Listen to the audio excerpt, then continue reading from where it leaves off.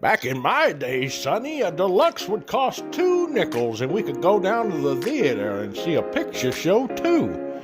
No, but seriously, guys, we're going to be talking about why prices have continually increased. I know I touched on this a couple weeks back, but why are we essentially paying more to get less? Why do we accept it?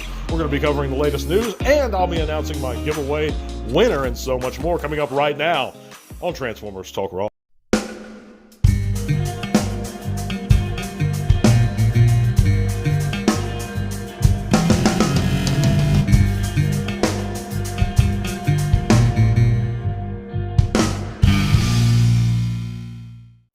One and all botheads, thank you for coming back to another TTRP. That's a Transformers Talk Raw podcast here on YouTube and Spotify. If you haven't heard, guys, you can click all those great links in the description below. It's going to take you to all kinds of cool stuff, including our Facebook group. Come on over and share your own channels or pages with us, guys. We'd be thrilled to see you. That place is growing all the time, and we just want to chat Transformers a little bit over there. So join us if you care to. Appreciate you just coming in, though, and giving us a thumbs up and making sure you're subbed. If you're not subbed already, consider doing so. You can also help support the podcast further by hitting that Patreon link is in the description below, Patreon. And that $1 or $3 a month goes a long way to helping us move forward and providing giveaway figures. And there's another one to come in October. But a reminder to all my listeners, this week this is going to be the last show until the first week of October, guys. We are taking a break all of September, and we do this once a year. I just take a month off just to reset, clear my mind a little bit, but we are going to be providing updates in the community tab here on YouTube, so check that out. We'll be providing updates about Arkansas Comic Con, which we will be attending. So, and we'll still be running some polls and stuff. So, yeah, keep your eyes open for that. But thanks for coming in and listening. We got a big one planned for you guys. This one is touching off of a subject that I went into a couple weeks back as far as why prices are the way they are nowadays, and is inflation really the cause of it? And I think I answered that question a couple weeks back. Inflation is not necessarily just the cause of it. You know, inflation is small incremental amounts over a long period of time of a price increase. And I've certainly showed, and I presented all that evidence a couple weeks back. If you're curious about that, go check out that show. I don't think it is inflation why we're paying more, but why do we continue to pay more for less? And I'll give you examples. You know, the HasLab Omega Prime we just got, really, you know, that thing was like $250, $300. I'll say $250. I think that's what it actually was when it was being produced, or when they were asking for backers originally. But if you go back to 2001, the original RID of Optimus and the Ultra Magnus figures were $30 to $40 each. So that would have cost you $80 to complete Omega Prime back in the day. And that was about 24 years ago. Well, 24 years really isn't that long when you look at how much inflation drives up prices. You know, from G1 to G2, the cost of an Autobot minicar, for example, didn't increase at all. The cost of Optimus Prime himself didn't increase at all. Not even $1, guys. Optimus, the original figure, was $25 MSRP. The Generation 2 Optimus was $25 MSRP. And the Generation 2 even came with more features, such as additional chrome added, and a sound box. So he had more accessories. So we see that it wasn't simple inflation. And I can give you other examples, and I did a couple weeks back.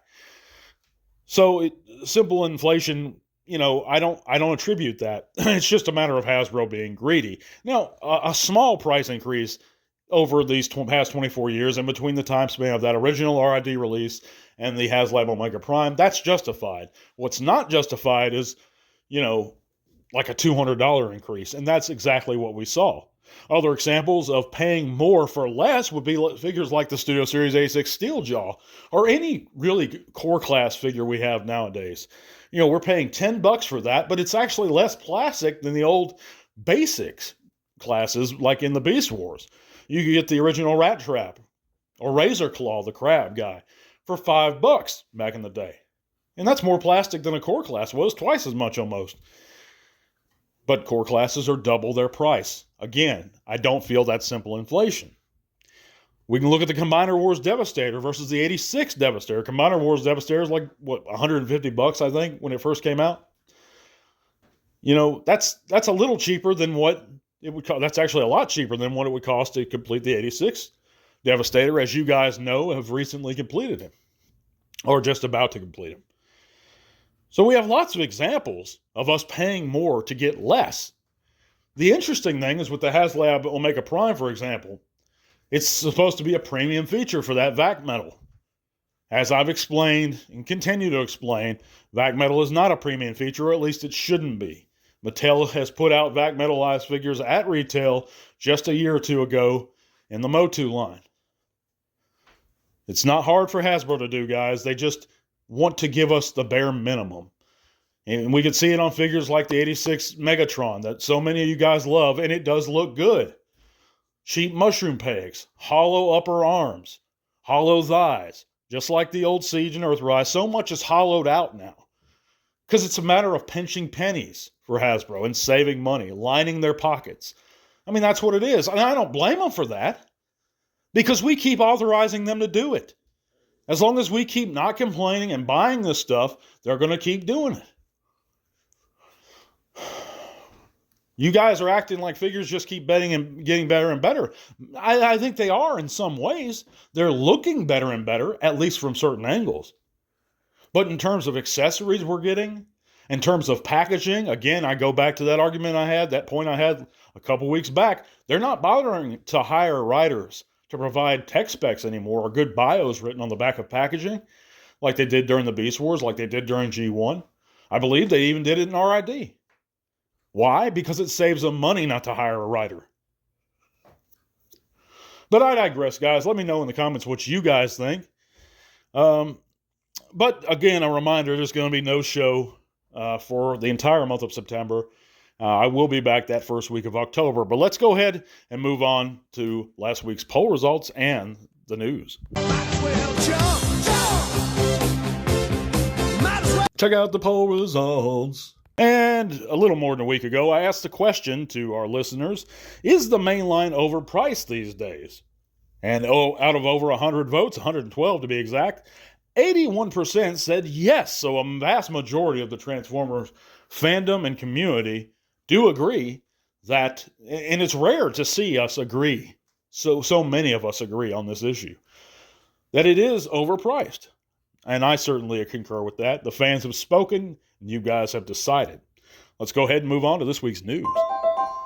Of course, the legendary writer Bob Budiansky is to attend TFCon Chicago 2025. Of course, that's October 24th through the 26th. So if you guys have the pleasure of being out there in Chicago that time, go over and say hi to the legend that is Bob Budiansky. Of course, one of the greatest writers in Transformers history, and we owe a lot to him. True legend. We also have, thanks to Dollar Tree, new Fruit Friends Transformers cereal and fruit pouches have been found there. And that comes, of course, in the chocolate crunch variety, so all Cybertronians can have a complete breakfast. We also have a new image, a promo image of the new Missing Link Ultra Magnus, and this looks really cool. Of course, this is really the newest version of these molds, but these are retooled to have articulation, of course. I just don't agree with the asking price of some of these and what they want for them. It seems a little out there to me. It seems a little high. But these do look awesome, and if you're into these, Ultra Magnus will be coming out soon. Pre-orders, a matter of fact, are going to be up September 5th. That's real soon. Of course, we also know we have officially licensed G1 Transformers perfumes and colognes, an entire collection of them, now available, of course, only in Japan at the moment. But trans fans can now have the essence of Crimzeek and the musk of Megatron at their disposal, as well as the sense of the Matrix and Optimus Prime. That's going to wrap it up, guys, for this week. I'm a bit tired, ready for that vacation. So this is going to be a real short one. But we're going to be back real soon, that first week of October, again, with an all-new giveaway. Guys, stay tuned. Thank you guys so much for all my longtime supporters and listeners. It's just, I get a little beat, and I need this vacation coming up.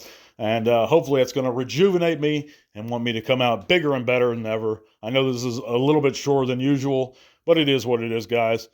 Now, I am going to announce our giveaway winner. Of course, that was for the Age of the Prime's Vortex, and that's going to be our lovely patron, Relax and Calm Station. So I'm going to get your figure out to you real soon, man. And thank you guys for everyone who participated. If you didn't win, we have a new giveaway each and every month. And that is for a sealed figure shipped at my expense. So even if you subscribe just for the giveaway, guys, I encourage you to stay subbed because there's more giveaways to come. Thank you guys so much for listening. God bless. I'll see you real soon. Tell R1. This podcast is made possible thanks to the support of listeners like you. Thank you.